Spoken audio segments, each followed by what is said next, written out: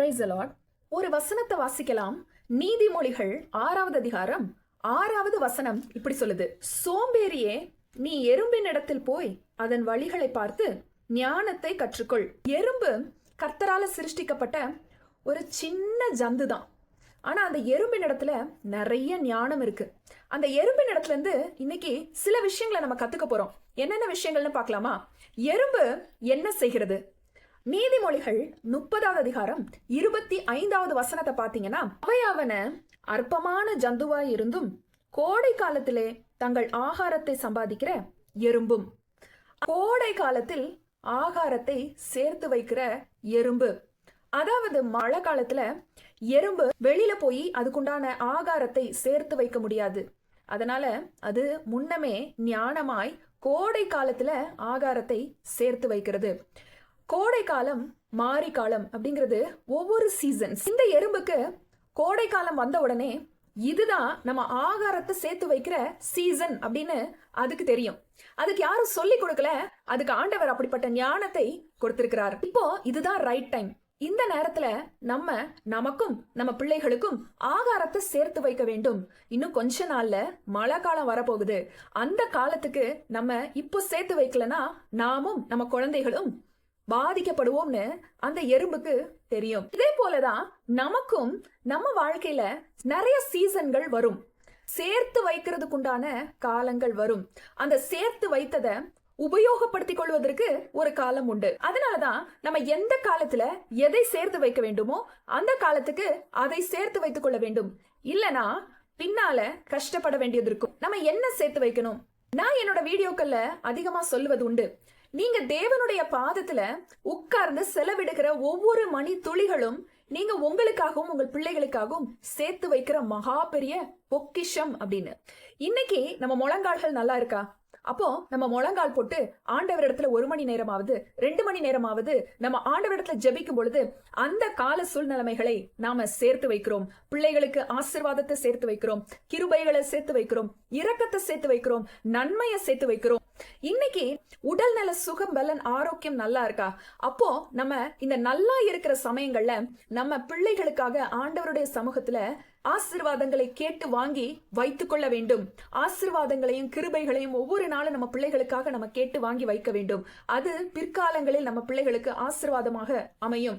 ஒரு வசனத்தை நம்ம வாசிக்கலாம். 1 தீமோத்தேயு 6வது அதிகாரம் 19வது வசனம் என்ன சொல்லுது பாப்போமா? நித்திய ஜீவனை பற்றி கொள்ளும்படி வரும் காலத்திற்காக தங்களுக்கு நல்ல ஆகாரத்தை பொக்கிஷமாக வைக்கவும் அவர்களுக்கு கட்டளையிடு. வரும் காலத்திற்காக தங்களுக்கு நல்ல ஆகாரத்தை பொக்கிஷமாக சேர்த்து கொள்ளணும் அப்படின்னா, வரும் காலம் ரொம்ப கொடிதான காலம். இது கடைசி காலமா இருக்கு. நம்ம நித்திய ஜீவனை பெற்றுக்கொள்ள, அதாவது பரலோக ராஜ்யத்தை பெற்றுக்கொள்ள நம்ம போராடி கொண்டிருக்கிறோம். அதனால பரலோக ராஜ்யத்துக்கு ஏதுவான ஆகாரம் அதை நம்ம என்ன செய்யணும்? சேர்த்து வைக்க வேண்டும். பரலோக ராஜ்யத்துக்கு உண்டான ஆகாரம் எது தெரியுமா? வேத வசனம் தான். இந்த வேத வசனத்தை நம்ம தினந்தோறும் வாசிக்கும் போது அது ஒரு பொக்கிஷமாக நம்முடைய வாழ்க்கையிலே நமக்கும் நம்ம பிள்ளைகளுக்கும் நம்ம சேர்த்து வைக்கிற ஒரு விலையேற பெற்ற ஒரு பொக்கிஷமான ஆகாரம். நீங்க எவ்வளவு சத்தான ஆகாரத்தை உங்க குழந்தைகளுக்கு கொடுத்தாலும் சரி, ஆனா அதுக்கு முன்னால வேத வசனத்தை உங்க பிள்ளைகள் படிக்கிறாங்களா அப்படிங்கறதுல நீங்க கவனமா இருங்க. வேத வசனத்தை எவ்வளவு தூரம் உங்க பிள்ளைகளுக்கு ஊட்ட முடியுமோ அவ்வளவு தூரம் நீங்க ஊட்டிடுங்க. வேதம் கிடைக்காம போகிற பஞ்ச காலங்கள் வரும். அதுக்கு முன்னாடி உங்க பிள்ளைங்க வேதத்துல தேறினவர்களா இருக்கணும். அதுதான் ரொம்ப முக்கியம். தினந்தோறும் வேதம் வாசிக்க வேண்டும். வேதத்தில் உள்ள ஒவ்வொரு வசனங்களையும் நம்ம படித்து தியானிக்கும் போது, வேதத்தில் உள்ள எல்லா காரியங்களையும் நம்ம அறிந்து கொள்ளும் போது அது ஒரு விலையேற பெற்ற பொக்கிஷமாக நம்முடைய வாழ்க்கையிலே காணப்படுகிறது. அடுத்ததா இன்னொரு வசனத்தை நம்ம வாசிக்கலாம். மத்தேயு சுவிசேஷம் 6வது அதிகாரம் 19வது வசனமும் 20வது வசனமும் என்ன சொல்லுதுன்னு பாருங்க. பூமியிலே உங்களுக்கு பொக்கிஷங்களை சேர்த்து வைக்க வேண்டாம். இங்கே பூச்சியும் துருவும் அவைகளை கெடுக்கும். இங்கே திருடரும் கன்னமிட்டு திருடுவார்கள். பரலோக ராஜ்யத்திலே உங்களுக்கு பொக்கிஷங்களை சேர்த்து வையுங்கள். அங்கே பூச்சியாவது துருவாவது கெடுக்கிறதும் இல்லை, அங்கே திருடர் கன்னமிட்டு திருடுகிறதும் இல்லை. இந்த வசனம் என்ன சொல்லுது? பூமியில உங்களுக்கு பொக்கிஷத்தை சேர்த்து வைக்க வேண்டாம், அதுக்கு பதிலா பரலோக ராஜ்யத்துல பொக்கிஷத்தை சேர்த்து வைங்க. ஆனா நம்ம பூமியில இருக்கிறோம். பரலோக ராஜ்யத்துல எப்படி பொக்கிஷத்தை சேர்த்து வைப்பது? நாம இந்த பூமியில செய்யற ஒவ்வொரு நற்கிரியைகளும் பரலோக ராஜ்யத்தில் பொக்கிஷமாக சேர்த்து வைக்கப்படுகிறது. ஏழைகளுக்கென்று நம்ம கொடுக்கிறது, ஏழைகளுக்கு இறங்குகிறது, ஏழைகளுக்கு கடன் கொடுக்கிறது, இந்த மாதிரி நன்மை செய்கிறது, பலருக்கு தீமை நினைக்காதபடிக்கு நம்மளால இயன்ற சில நன்மைகளை ஏழை எளிய மக்களுக்கு நம்ம செய்யும் போது அது பொக்கிஷமாக பரலோக ராஜ்யத்திலே நமக்காக சேர்த்து வைக்கப்படுகிறது. அந்த பொக்கிஷத்தை எந்த திருடனும் திருட முடியாது, எந்த பூச்சியும் அழிக்க முடியாது. நம்ம பிள்ளைகளுக்காக நிறைய தங்கம், வெள்ளி, பொண்ணு போன்ற காரியங்களை நம்ம சேர்த்து வைக்கலாம். ஆனா அதெல்லாம் நிரந்தரமா அப்படின்னு கேட்டா இல்லவே இல்ல. எந்த நேரம் என்ன நடக்கும்னு நமக்கு தெரியாது. இன்னைக்கு இருக்கிற அநேக ஜனங்கள் நாளைக்கு இருப்பாங்களான்னு அவங்களுக்கே தெரியாது. அப்படி இருக்கும்போது நம்ம எதிர்காலத்துக்காக நம்ம பிள்ளைகளுக்கு நம்ம எப்படி சேர்த்து வைக்க முடியும் நம்பிக்கையோட? அதனால கர்த்தர் சொல்லுகிறார், நீங்க இந்த உலகத்துல சேர்த்து வைக்காதீங்க, அது அழிஞ்சு போகிறது. ஆனா நீங்க பரலோக ராஜ்யத்துல சேர்த்து வச்சீங்கன்னா அது நித்திய காலமாகவும் அழியாது. அதனால நம்ம நன்மை செய்ய பழக வேண்டும். ஏழைகளை ஒடுக்குறவங்களா நம்ம இருக்கக்கூடாது. ஏழைகளுக்கு இறங்குகிறவன் கர்த்தருக்கு கடன் கொடுக்கிறான் அப்படின்னு அர்த்தம். கொஞ்சம் யோசிச்சு பாருங்க, கர்த்தருக்கு எப்படி கடன் கொடுக்க முடியும்? ஒரு ஏழைக்கு நீங்க கடன் கொடுத்தீங்கன்னா அது கர்த்தருக்கு கடன் கொடுக்கிறதுக்கு சமம். இதுதான் பரலோக ராஜ்யத்துல நம்ம பொக்கிஷத்துக்கு சேர்த்து வைக்கக்கூடிய அடையாளம். ஏழைகளுக்கு இறங்க வேண்டும்.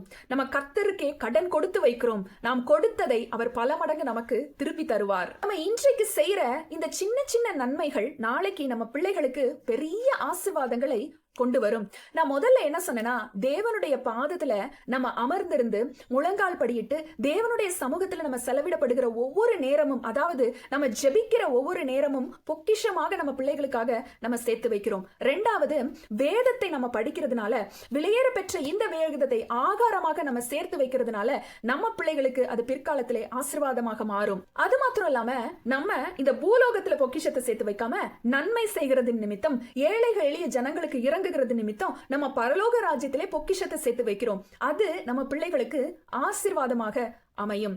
இன்றைக்கு இந்த எறும்பா இருக்கிற சின்ன ஜந்து அதனுடைய இந்த கோடை காலத்திற்கு சேர்த்து வைக்குது. மாரி காலம் வருகிறதுக்கு முன்பாக கோடை காலத்துல எவ்வளவு அருமையாய் அது ஞானத்தோடு சேர்த்து வைக்குது. அநேக ஜனங்கள் சேர்த்து வைக்க வேண்டும்ங்கிற எண்ணமே அவங்களுக்கு இல்ல. நம்ம இன்னைக்கு நமக்கு சாப்பாடு இருக்கா, இன்னைக்கு நமக்கு தூக்கம் இருக்கா, இன்னைக்கு நமக்கு நல்ல இடம் இருக்கா, இன்னைக்கு நமக்கு ஒரு வசதி இருக்கா, அது போதும். யார் எப்படி போனா நமக்கு என்ன, நம்ம இஷ்டம் போல வாழலாம்னு சொல்லி சோம்பேறிகளாய் இந்த உலகத்துல அநேகர் வாழுகிறது ரொம்ப துக்ககரமான காரியம். நம்ம சோம்பேறிகளா இருக்கக்கூடாது. நம்ம சேர்த்து வைக்க வேண்டும். தேவனுடைய சமூகத்திலே பரலோக ராஜ்யத்திலே நம்ம சேர்த்து வைக்க வேண்டும். ஜெபம், வேதம் வாசிப்பு, நன்மை செய்கிறது, இப்படி நம்ம எறும்பின் இடத்திலிருந்து ஞானத்தை கற்றுக்கொள்ள வேண்டும். அப்போ இந்த உலகத்துல பணம் காசு பிள்ளைகளுக்கு சேர்த்தே வைக்க கூடாதா அப்படின்னா வைக்க கூடாதுன்னு நான் சொல்லல. அதையும் செய்ய வேண்டும். அதை விட விலையேற பெற்றது பரலோக ராஜ்யத்துக்கு நித்திய ஜீவனுக்கு அடுத்த காரியங்களிலே நம்ம கவனம் செலுத்தி நம்ம பிள்ளைகளுக்காக நன்மையும் கிருபையையும் ஆசீர்வாதங்களையும் நம்ம பொக்கிஷமா சேர்த்து வைக்கிறோம் பாருங்க. அதுதான் மேன்மையான பொக்கிஷம். அந்த பொக்கிஷம் அழியாத பொக்கிஷம். அது அழியாது. நித்திய காலமாக நமக்கும் நம்ம பிள்ளைகளுக்கும் ஆசீர்வாதமாக இருக்கும். நம்ம ஜெபிக்கலாம். அன்பின் பரலோக பிதாவே, இந்த எறும்பாகிய சின்ன ஜந்துவின் இடத்திலிருந்து நாங்கள் கற்றுக்கொண்ட பெரிய பாடத்துக்காக உமக்கு ஸ்தோத்திரம். நாங்கள் ஜெபத்தின் நிமித்தமும் வேதம் வாசிப்பு நிமித்தமும் பிறருக்கு நன்மை செய்கிறது நிமித்தமும் பரலோக ராஜ்யத்தில் நாங்கள் பொக்கிஷத்தை சேர்த்து வைக்கிறோம். அது எங்களுக்கும் எங்கள் பிள்ளைகளுக்கும் ஆசீர்வாதமாக அமைகிறது என்பதை நாங்கள் இன்றைக்கு கற்றுக்கொண்டோம். நாங்க எங்க வாழ்க்கையில சோம்பேறிகளா இருக்கக்கூடாது. நான் மாத்திரம் நல்லா இருந்தா போதும் அப்படின்னு நினைக்கிற சுபாவம் ஒருவேளை என்னிடத்துல இருக்குமானால் அந்த சுபாவத்தை இன்றைக்கு எடுத்து போட்டு நான் என்னை ஒப்பு கொடுக்கிறேன். உமக்காக வருங்காலத்துக்காக எதை சேர்த்து வைக்கலாம், நன்மையானவைகளை சேர்த்து வைக்கலாம் என்பதை அறிந்து செயல்பட எங்களுக்கு கிருபை செய்தருளும். கிருபையாயிரும். இயேசுவின் மூலம் ஜெபிக்கிறேன் ஜீவனுள்ள நல்ல பிதாவே, ஆமென். கர்த்தர் உங்களை ஆசீர்வதிப்பாராக. ஆமென்.